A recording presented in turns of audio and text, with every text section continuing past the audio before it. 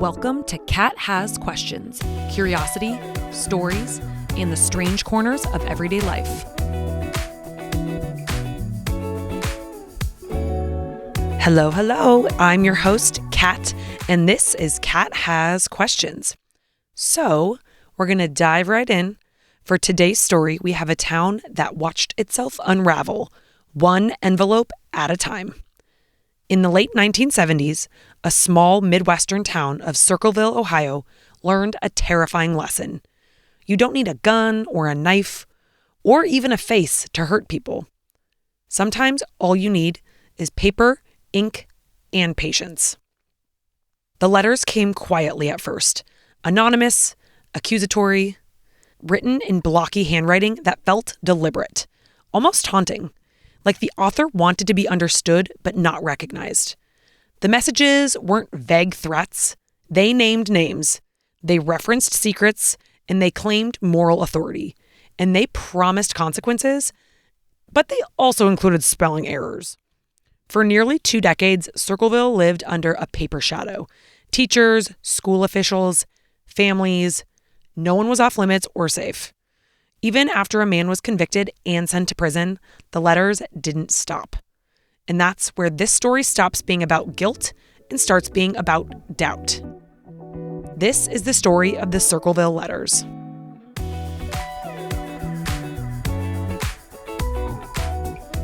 So, in early 1976, residents of Circleville began receiving anonymous letters accusing specific people of immoral behavior. The most prominent early target was a woman named Mary Gillespie. She was a school bus driver. The letters claimed Mary was having an affair with the superintendent of schools. They weren't coy, they weren't blunt, they were like in a scolding tone. The writer positioned themselves as a watchdog, someone who knew and believed it was their duty to expose wrongdoing. Mary initially tried to ignore them. That became impossible when the letters didn't just keep coming, they escalated. The writer threatened to expose the alleged affair publicly if it didn't stop. They claimed they were watching Mary's movements. They suggested that other people in town already knew about the affair, even if they hadn't said anything yet. Mary denied the affair, publicly and privately. According to her and her family, the allegations were false. But in a town like Circleville, rumors don't need proof to cause damage. Suspicion alone was enough. Then the letters started going to other people. Initially, they were just going to Mary, and she was trying to ignore them. But they started going to school board members, the superintendent's wife, local officials. The messages grew broader and sharper, accusing multiple residents of sexual misconduct, abuse of power, and moral hypocrisy. And the writer wasn't finished. So there were multiple categories of people in Circleville who were receiving these letters. So as I mentioned, school officials, school board members, administrators, the superintendent, his wife, and people close to him. The letters that were going to school people accused them of covering up wrongdoing, claimed they were complicit in the wrongdoing, and used language about authority and abuse of power. As I mentioned, the superintendent's wife was someone who received letters, and her letters allegedly described that affair that Mary and the superintendent were supposedly having. The tone was humiliating and moralizing. This shows the writer was willing to blow up families, not just to intimidate one person. So it wasn't they were just trying to silence Mary or, hurt Mary for some reason. Other community members who were not school-related were also receiving letters. As the years went on, yes, this went on for years, the letters expanded beyond the school system entirely. Some accused local residents of domestic abuse, people in inappropriate relationships, and different community figures. The accusations were often extremely specific, personally damaging, and pretty impossible to ignore. Another person who received letters was Ron Gillespie. So Ron was Mary's husband. Ron received letters that mocked him and taunted law enforcement. The writer often sent letters to employers, family members, and authorities, third parties who could apply pressure. So this shows the goal wasn't private confrontation or trying to fix the problem, but it was public exposure and social damage. The letters weren't all about Mary, obviously. They referenced multiple people within the same letter sometimes too. So sometimes they mentioned multiple individuals, they linked people together, or they just suggested a broader moral rot in the town. And as I mentioned, the writer framed themselves as kind of like a moral enforcer, kind of someone cleaning up Circleville, more of a watchdog. This framing doesn't fit a narrow personal grievance very well. And if the letters were only about Mary, it would make this like a personal motive. Maybe her husband, Ron, would be a more plausible suspect, and the harassment should have stopped later on in the story. But instead, multiple targeted people, the themes were broadening, the letters continued on, like I said, for years, and the moral tone kind of intensified as the years went on.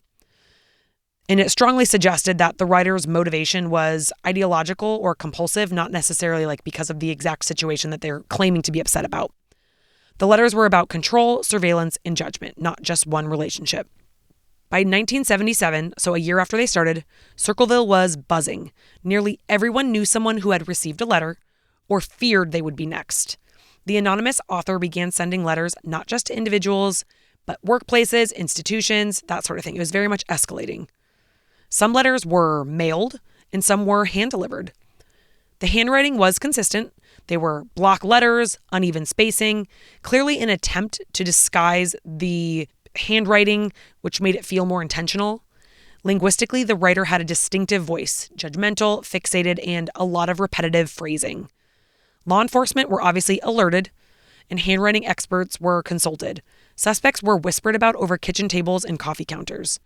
But the letters just kept coming. And then came the sign. One day, Mary Gillespie found a sign posted along her bus route accusing her publicly of the alleged affair. It was no longer private humiliation, which is how it started, but it was clearly like open harassment.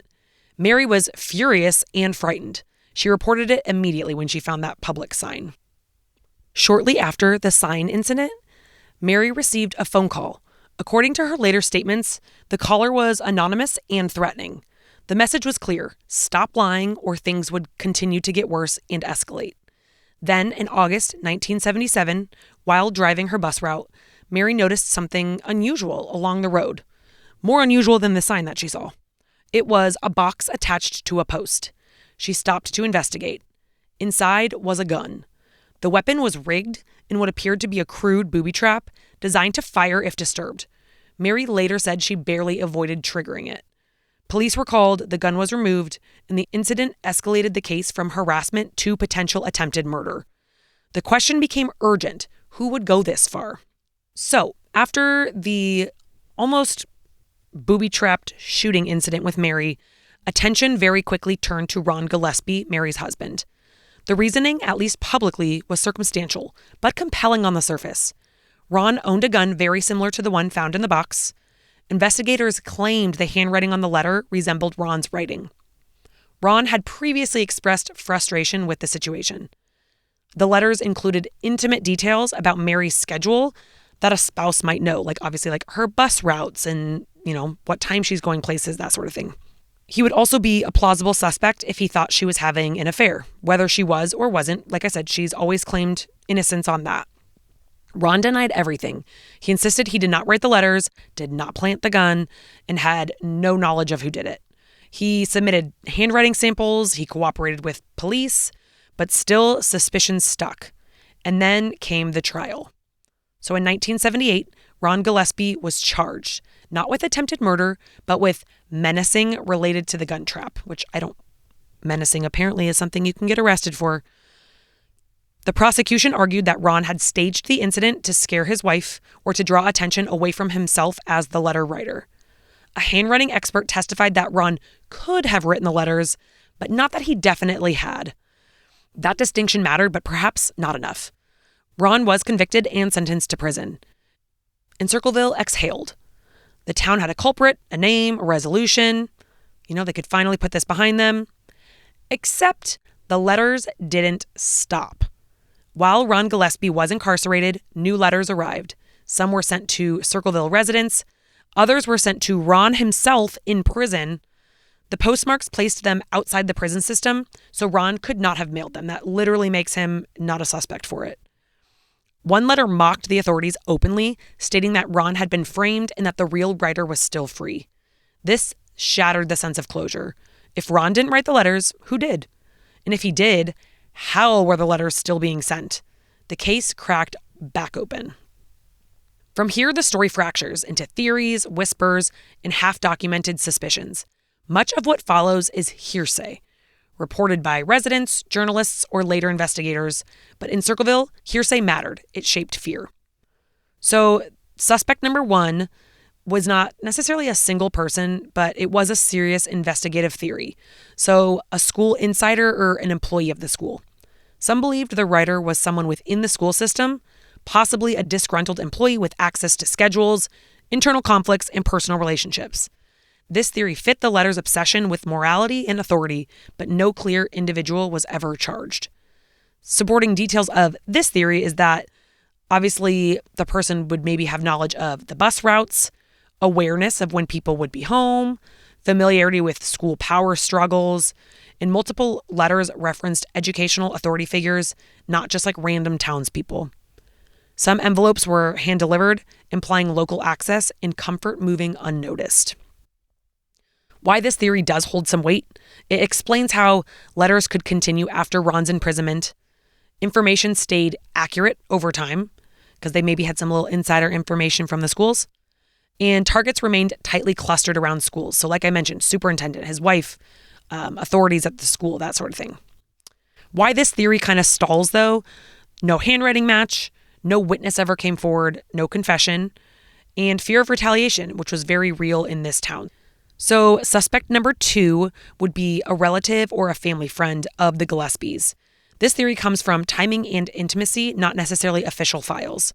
Another rumor suggested that the writer was close to the Gillespie family, someone who knew intimate details but was motivated by resentment or fixation. Again, no proof ever surfaced, but people suspected this because the writer knew Mary's routine, Ron's gun ownership, to try to set him up with the whole booby trap thing, maybe their personal marital dynamics. The letters sometimes felt emotionally invested, not detached. And some residents believed the writer had resentment toward Mary specifically, not just immorality as a whole, especially because she was kind of the first one to kick off all these letters. If this theory is true, the letters weren't about justice, they were about control and punishment. The problem with this theory, though, there's no specific individual ever emerged, no physical evidence, no motive that it could be proven per se. Suspect number three would be that there were multiple letter writers, so like a team of writers. This theory exists because the facts strain a single author explanation. And this is one of the more unsettling theories.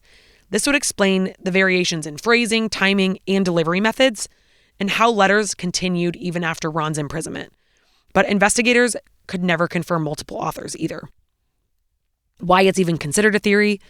As I mentioned, slight variations in tone and phrasing over the years in the letters. The letters continued seamlessly even when who they thought did it was in jail. Some letters appeared strategic while others appeared emotional. And as I mentioned, different delivery methods. So some were placed in people's mailboxes by hand, others were mailed through the mail system.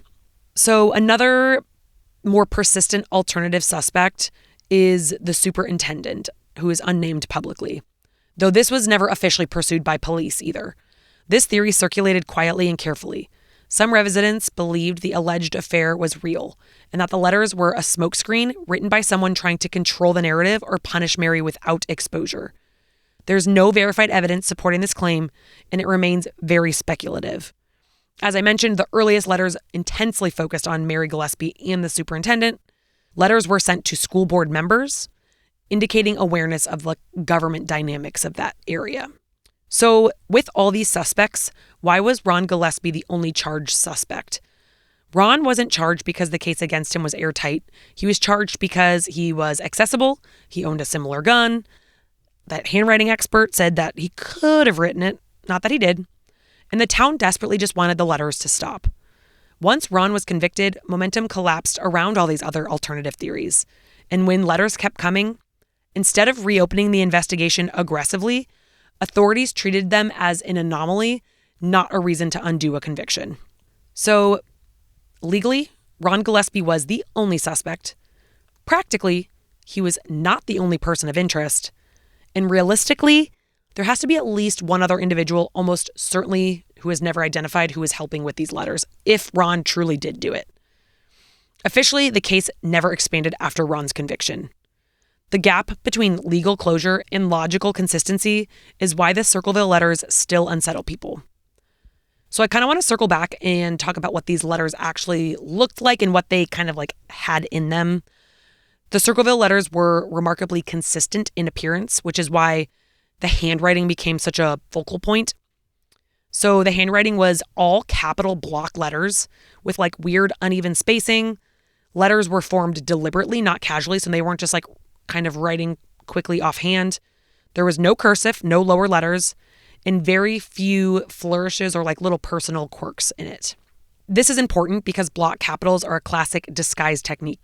People often believe printing removes individuality, but forensic document examiners know that disguised writing still leaks habits.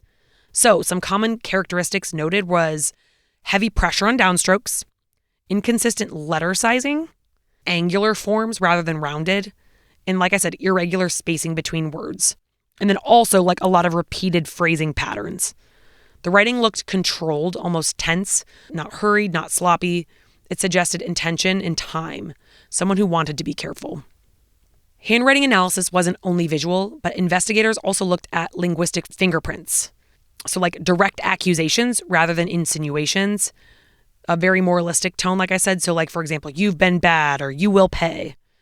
Frequent use of you know who you are, we know, stop before it's too late. There was very minimal like emotional words like I'm angry or like I feel kind of sentence structures. And there was very little variation in the sentence structures. Other quirks with these letters, the envelopes and kind of like the mailing evidence. So some letters were postmarked locally. Others appeared mailed from nearby towns. This suggests either someone traveling intentionally to avoid detection or more than one sender. The hand-delivered mail was sometimes just placed in mailboxes. Sometimes it was left at workplaces. Sometimes they were like posted publicly, like that sign on the road and on Mary's route. So this also indicated that the writer was local, very comfortable moving around, so they weren't worried about being seen. And then also talking a little bit more about the prison letters. So while Ron Gillespie was incarcerated, he received letters himself. And these letters still had the exact same block handwriting, same tone. They were mocking law enforcement, all that. The postmarking was from outside the prison, as I had mentioned. So Ron could not have sent these. So there are only 3 explanations for this. Someone else wrote all of the letters from the start. Someone else took over seamlessly. Or Ron had help, which clearly has never been proven. Law enforcement never definitively explained how the handwriting evidence fit this reality. So why did this handwriting become, quote unquote, enough? I think this is less about science and more about psychology. The town was just exhausted. There was pressure to resolve the case. Ron was a very convenient suspect. And the handwriting evidence sounded scientific to a jury. And at that time in the late 1970s, forensic handwriting analysis carried more perceived certainty than it does today. Modern courts are far more cautious to use handwriting analysis for evidence at all. Today, it's considered very subjective, and it's rarely sufficient on its own for a conviction. So where does this leave us? Over time, the letters became less frequent. No dramatic confession ever came, no final reveal. Ron Gillespie was eventually released from prison, still maintaining his innocence. He spent the rest of his life under the weight of suspicion in a town that never fully made up its mind. Mary Gillespie moved forward, but never truly escaped the shadows of the accusations. Circleville learned to live with the unanswered questions. And the Circleville letters didn't just accuse people of wrongdoing, they rewired how an entire community related to each other. People stopped confiding, stopped trusting, stopped assuming innocence. Every envelope became a threat. Every accusation became plausible. And perhaps that was the point. Whether the writer was one person or several, whether Ron Gillespie was guilty or tragically convenient, the letters accomplished something chilling. They turned knowledge into a weapon. No blood was spilled, no body was found, but reputations were destroyed. Relationships fractured, and decades later, the mystery still lingers unsealed. So what did Mary believe was true through all of this? She never believed Ron wrote the letters. This is consistent across interviews and later reporting. Mary maintained Ron's innocence from the beginning. She believed the letters were written by someone else entirely, not her husband. The continuation of the letters after Ron was imprisoned reinforced her belief that he was framed or wrongfully convicted. There is no record of Mary ever publicly expressing doubt about Ron after his conviction. And Mary consistently stated she did not have an affair with the school superintendent, that the accusations were false and malicious, and that the letters were intended to humiliate and control, not to expose the truth. So who did Mary believe the letter writer was? Based on her statements, Mary believed the writer was someone local, knew her routine, had personal knowledge of the school system, and was deliberately trying to terrorize. She reportedly believed the writer is still free. So what happened with Mary and Ron? They did not divorce. This is often misreported, so it's an important detail. They remained married after his conviction. She was always standing by him throughout the entire thing, and she advocated for him. The emotional reality for Mary was that people close to Mary later described her profound fear, social isolation, and a sense of being trapped in a story that she couldn't escape. She did not experience relief when Ron was convicted. And that's notable. Victims who believe justice was served usually feel something: closure, safety, validation, but she felt none of those things. And Mary's belief matters because she was the first target, kind of the central victim, and the person with the most sustained exposure to the harassment. After Ron was released, the couple lived out of the spotlight. They did not profit from the story. They did not launch media campaigns. They did not change their version of events. Ron maintained his innocence until his death, and Mary never contradicted him. So the Circleville Letters remain officially unresolved. And maybe that's the most unsettling part. Because somewhere along the way, the town stopped asking who did this and started asking who's watching now. What makes the Circleville Letters so unsettling isn't just that we don't know who wrote them, it's that the story ended without ever really ending. A man went to prison, a town tried to move on, and the letters kept coming anyway. Mary never believed the verdict brought the truth. The accusations outlived the conviction, and whoever was watching, whoever felt entitled to judge and expose, was never identified. Maybe the scariest part isn't that someone knew everyone's secrets or made up rumors. It's that they were willing to use them. And that for years, an entire town lived knowing that at any moment, an envelope could arrive addressed to them. And if you're left feeling a little unsettled, you're not alone. This case does not offer closure. It offers a question. What happens when the threat isn't violence, but it's being seen? I'm Kat, and this has been Kat Has Questions, and I will see you next Wednesday. Thanks for listening to Kat Has Questions. If you liked this episode, follow the show and share it with someone who loves a good spiral. See you next week.